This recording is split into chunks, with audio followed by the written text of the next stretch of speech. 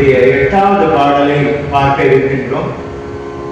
அதற்கு முன்னர் இந்த 7 பாடல்ல ஒரு பாட்டிலிருந்து இந்த வாழ்வியலுக்காக நமக்கு கிடைக்கின்ற ஞானம் என்ன என்பதை பற்றி பார்க்க போகின்றோம். வாழ்வியலுக்கான ஒரு அனுபவ மொழி திருவாசகம். சாதாரணமாக புறமாக பார்க்கும் பொழுது முதல் பாடலில் பொழுது புலர்வது, இருள் அகன்றது, 3வது பாடலில் எழுந்தன அனைத்தும், 4வது பாடலில் அனைவரும் இயம்பினர், 5வது பாடலிலே பாடினர் ஆடினர், 6வது பாடலிலே வணங்குவதே இனிமையும் இயல்பும், 7வது பாடலிலே இவன்தான் அவன், 8வது பாடலிலே அடியாரை தேடி வந்த தெய்வம் என்று புறமாக வரிசைப்படுத்தியுள்ளோம். இந்த திருப்பள்ளி எழுச்சியுடைய உண்மையான பாவம் நம் உடலில் உறங்கி கிடக்கின்ற ஆன்மாவை எழுப்புவது அப்படிங்கிற சிந்தனை ஓட்டத்தை பலமுறை இங்கே பதிவு செய்துள்ளோம்.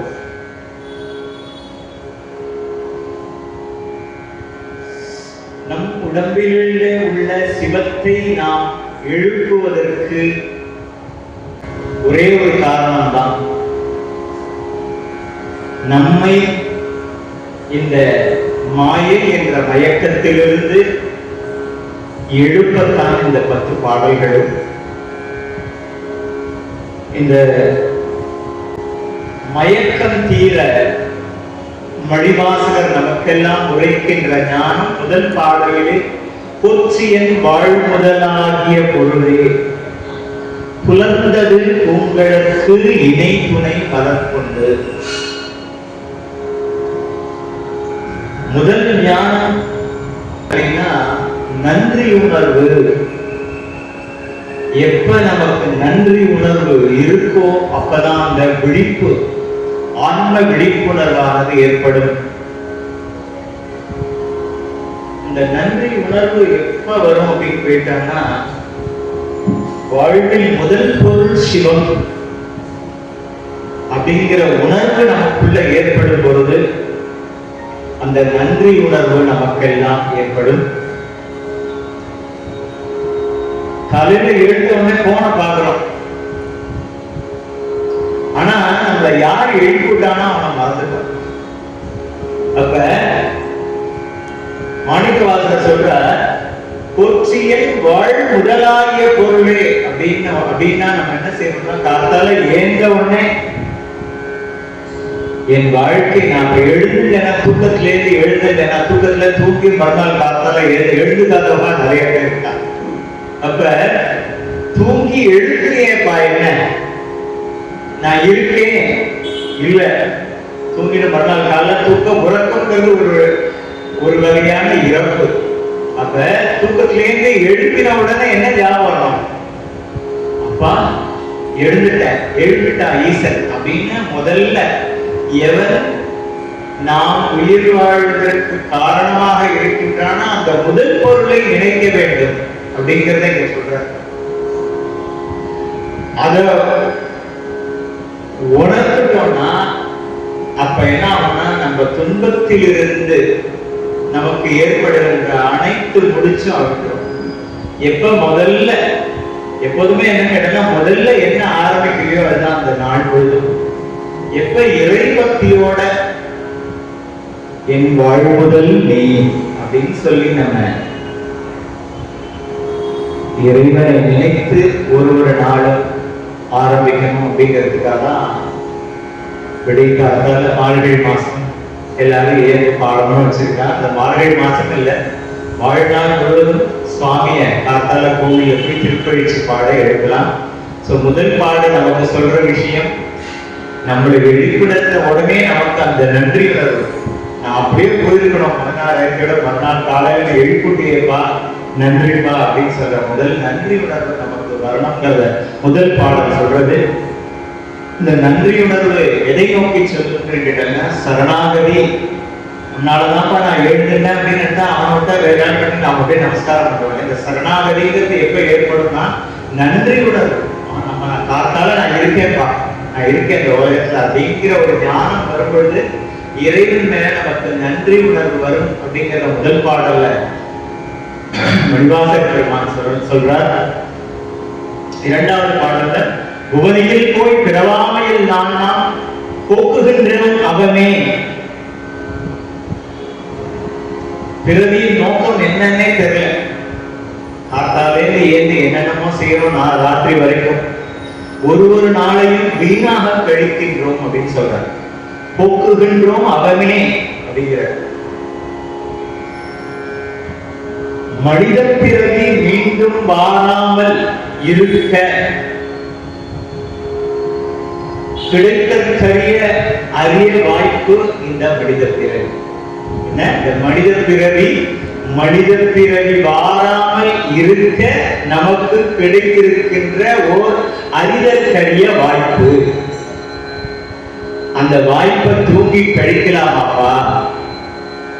கண்ணை துயின்றவனே காலத்தை போக்காதே விண்ணுக்கொரு வழுந்தை வேத விழுப்பொருளை கண்ணுக்கு இனியானை பாடி கசிந்துருகி அப்படின்னு சொல்றேன் ஒரு இடத்துல. அப்ப காலத்தை நாம் வீணாக்குவது பிறவியை வீணாக்குவதற்கு சமம். அதனால பிறவியின் நோக்கம் என்ன அப்படிங்கிறத இரண்டாவது பாடல்ல நமக்கெல்லாம் மாணிக்கவாசகர் பெருமான் சொல்லி கொடுக்கிறார். பிறவியின் நோக்கம் என்ன அப்படின்னு இரண்டாவது பாடல்ல நமக்கெல்லாம் உணர்த்துகிறார். மூன்றாவது பாடல்ல கூவின பூமியில் கூவின கோழி குருகுகள் எம்பின சங்கம். ஒரு பாடலை பற்றி ரொம்ப டீட்டெயிலா பார்த்தோம். ஆனாலும் இன்னைக்கு பார்க்கறது ஒரு புது பார்வை. என்ன ஞானம் ஒரு பாட்டிலிருந்தும் என் வாழ்க்கைக்கு எனக்கு கிடைத்தது அப்படிங்கிற பார்வை. எல்லா பறவைகளும் தத்தம் தர்மத்துல இருக்கு, நாம் மட்டும்தான் தர்மத்தை விட்டுட்டு இருக்கோம்.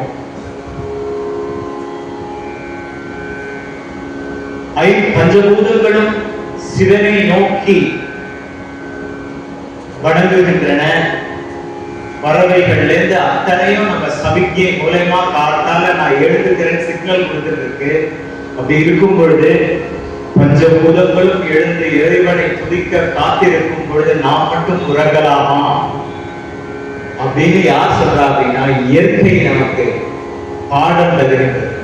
கூவின பூங்குயில் கூவின கோழி குருகுகள் இயங்கின சங்கம்னு என்னென்னலாம் காத்தால என்னென்னலாம் பண்றதுன்னு ஒரு வரிசையை பெரிய வரிசையை அடிக்கணும். அதிலிருந்து நமக்கு இயற்கை தருகின்ற பாடம் தூங்காம காலையில விழுத்தெழும் அப்படிங்கிற ஞானத்தை சொல்றது. மூன்றாவதாக இன்னிசை வீணையர் யாழினர் ஒரு பால் இருக்கொடு தோத்திரம் இயம்பினர் ஒரு பால் அப்படின்னு பெரிய வரிசை லிஸ்ட் கொடுக்கிறார். ஒரு பக்கம் தேவர்கள், ஒரு பக்கம் இசைக்கலைஞர்கள், இப்படி நான் அடுத்த ஒரு வரிசை அடிக்கிறேன். 5 × 5 × 5 625 கூட்டம் கைலாயத்துக்கு முன்னாடி இருக்கு. அப்படி இருக்கும்போது சுவாமி என்ன பண்றாரு?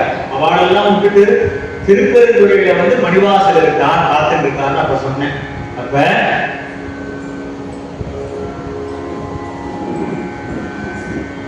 இறைவன் முன் அனைவரும் சமம் அப்படிங்கிற ஒரு விஷயத்தை அது காட்டுறது. ஏன்னா பால் 5 பால் சொல்றாரு. இன்னிசை வீணையர் யாழினர் ஒரு பால் இருக்கொடு தோத்திரம் இயம்பினர் ஒரு பால் துண்ணிய பால் சொல்லும்போது அது உயர்தினையும் பால் தான் அதிரினையும் பால் தான். அங்கேயே 5 முறை பால் கொண்டாருன்னா அங்க உயர்தினையும் இருக்கு அதிரினையும் இருக்கு. அந்த வேறுபாடு இல்லைங்கிறத குறிக்கிறதா அந்த பால் அப்படிங்கிற ஒரு வார்த்தை போட்டார். அதனால என்ன அந்த தகுதி? உயர்தினை அகுதி தகுதியா, செல்வம் தகுதியா, நான் பாடுறேங்கிறது தகுதியா, பெரிய அறிவில சிறந்தவங்கிறது தகுதியா? என்ன அந்த ஒரே ஒரு தகுதி அப்படின்னு கேட்டேன். சமத்துவமான ஞானம் அந்த கைலாயத்துக்கு முன்னாடி என்ன சொன்னீங்கன்னா அன்பு என்ற ஒரே தகுதி. இறைவன் மேல் நாம் வைக்கின்ற அன்பு. இந்த இறைவன் மேல் வைக்கின்ற அன்புக்கு பேர் தான் பக்தின்னு பேர். பக்திக்கு உலகாயுதம் சார்ந்த எந்த தகுதியும் தேவையில்லை. 8வது பாடலையும் சொல்றாரு, இந்த பாடலையும் சொல்றாரு. எந்த தகுதியும் தேவையில்லை. இறைவனை நோக்கிய பாதையில உலகில நம்ம என்னென்ன தகுதியமா, பால் 500 லிட்டர் அபிஷேகம் சுவாமிக்கு பண்ணோமா, பெரிய கோவில் கட்டோமா, இதெல்லாம் தகுதியா அப்படின்னு கேட்டா அதெல்லாம் தகுதி இல்லைப்பா. என்ன ஒரே தகுதினா பக்திங்கிற அன்பு. அப்ப அன்புன்னு ஒரு வார்த்தை இருக்கு, காதல் ஒரு வார்த்தை இருக்கு. என்னப்பா வேறுபாடு அப்படின்னா, காதல் சுயநலம் சார்ந்தது, அன்பு பொதுநலம் சார்ந்தது. கொடுத்தா அது காதல், கொடுத்தா அது அன்பு, எடுத்துக்கொண்டா அது காதல். அப்ப அதை தாண்டி ஒரு அன்பு சொல்ற. இங்கே மணிவாசகர் சொல்றாரு, என்ன கேட்டா அது பேர் பேரன்பு பேரு. அன்பே நம்மளால செய்ய முடியல, பேரன்பு எப்படி செய்யறதுன்னா எது நடந்தாலும் நீதான்பா அப்படின்னு அவன்கிட்ட பொறுப்பை ஒப்படைச்சிட்டீங்கன்னா அது பேர் பேரன்பு அப்படின்னு சொல்றாரு. இந்த பேரன்புனா என்னன்னு கேட்டீங்கன்னா, என் வாழ்க்கையில எது நடந்தாலும் அது நீதான். என்னை பெரியவன் ஆக்கினாலும் நீதான், நான் பேசினாலும் நீதான், நான் சாப்பிட்டாலும் நீதான், என்னை ஒருத்த திட்டினாலும் அது காரணம் நீதான். அதனால நான் அவனை மன்னிச்சிடுறேன், அவனை மன்னிச்சிடுறேன் அப்படின்னு ஒரு பரிபக்குவம். எல்லாமே நீதான், எல்லாம் உன் செயல் அப்படின்ற பரிபக்குவம் தான் பேரன்பு. சோ இந்த பாடல்ல நமக்கு பக்திக்கு தகுதியே தேவையில்லை. தகுதி ஒன்றே ஒன்றை எதிர்பார்ப்பது, இறைவன் எதிர்பார்ப்பது அன்பு. அதிலிருந்து தொடங்கி பேரன்பை நோக்கி செல்வது அப்படிங்கிறது இந்த இன்னிசை வீணையர் அப்படிங்கிற 4வது பாடல் நமக்கு கொடுக்கின்ற ஞானம். 5வதாக பூதங்கள் தோறும் நின்றாய் எனின் அல்லாஹ் அப்படின்னு அர்த்தம் கேட்டீங்கன்னா, எங்கேயும் நிறைஞ்சிட்டு இருக்கான். அப்ப என்ன நமக்கு தெரியணும்னு கேட்டீங்கன்னா, இவன் இல்லைன்னு சொல்லிட்டு நம்ம அங்க தப்பு செய்யறோம் இல்லையா, பொய் சொல்றோம், தப்பு சொல்றோம் அப்படின்னா செய்யிட்டு இருக்கோம் இல்லையா. எங்கும் நிறைந்தவன் என்னை எங்கிருந்தாலும் கண்காணித்துக் கொண்டிருக்கின்ற கண்காணி அப்படிங்கிற நினைப்பு எனக்கு வந்துருச்சுன்னா நான் உண்மையா பொய் சொல்ல மாட்டேன். முதல் தகுதி அப்படின்னு மாணிக்கவாசகர் சொல்றாரு. திருச்சதகம் அப்படிங்கிற ஒரு இடத்துல அடியார் திருச்சதகம்னு ஒரு 100 பாடல் சொல்றாரு. 100 பாடல் நீ அடியானவருக்கு என்னப்பா தகுதி அப்படிங்கிறத டீட்டெயிலா சொன்னாலும் இந்த முதல் 4 வரியில இந்த அடியானோட இலக்கணத்துல ரொம்ப அருமையா சொல்றாரு.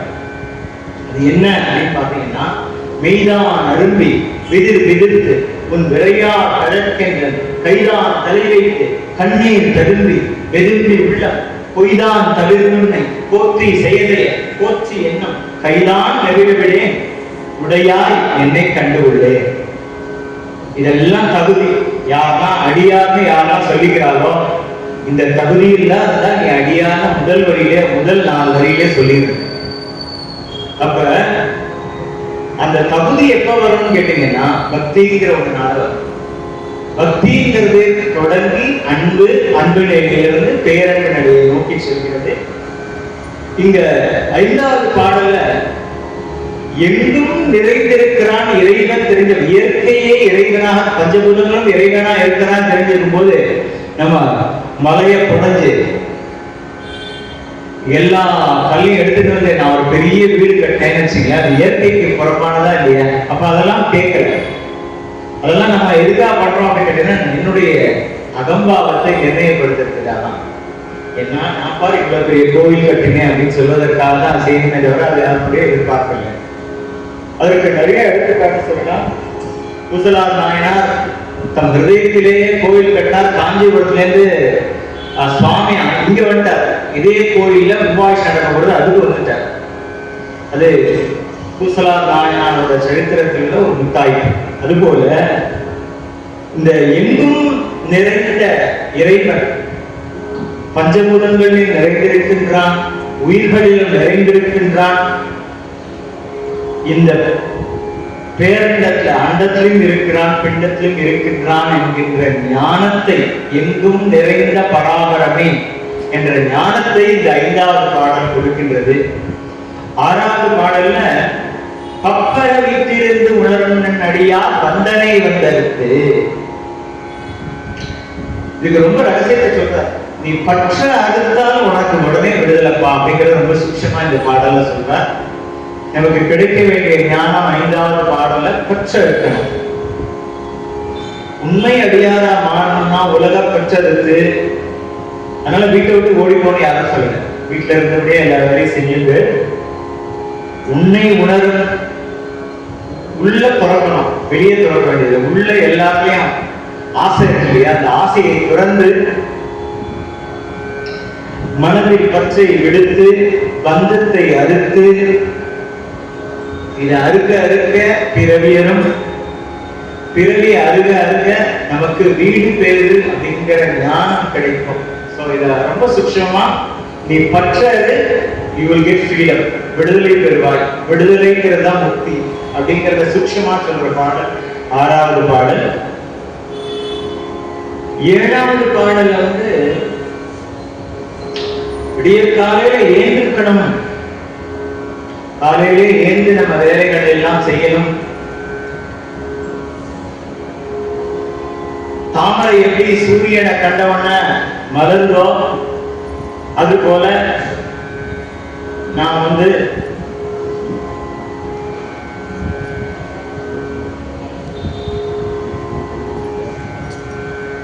நம்முடைய இதய கமலத்துல எழுந்தருள செய்யணும். சொல்லிட்டு என்ன நீ சொல்றியோ, இன்னைக்கு என்ன பணி இருக்கிறாயோ அதை செவ்வனே செய்வேன் என்று சிவனை மனதார வேண்டி அந்த ஞானத்துல தெளிக்கும் பொழுது உள்ளத்தில் உள்ள அகத்தில் உள்ள இருள் மருள் நீங்கும் அப்படிங்கிறது 7வது பாடல். 8வது பாடல் தான் இன்னைக்கு பார்க்க போறோம். 7 பாடல்கள்ல மிகச் சுருக்கமாக நமக்கு இந்த ஒரு பாடலையும் ஒரு மாதமும் நம்ம பார்த்திருக்கோம். அதை விரிவா சொன்னோம். சுருக்கமா நமக்கு ஒரு பாடல் கொடுக்கின்ற ஞானம் என்ன அப்படிங்கிறத சொல்லுமேனா, எல்லாரும் எல்லா ப்ரோக்ராமும் வந்துருக்க முடியாது அப்படிங்கிறதுனால முதல் 7 ஞானம் என்னன்னு சொல்லிட்டு இந்த 8வது பாடலுக்குரிய விளக்கத்தை ரொம்ப டீட்டெயிலா நீங்க பார்க்க போறோம்.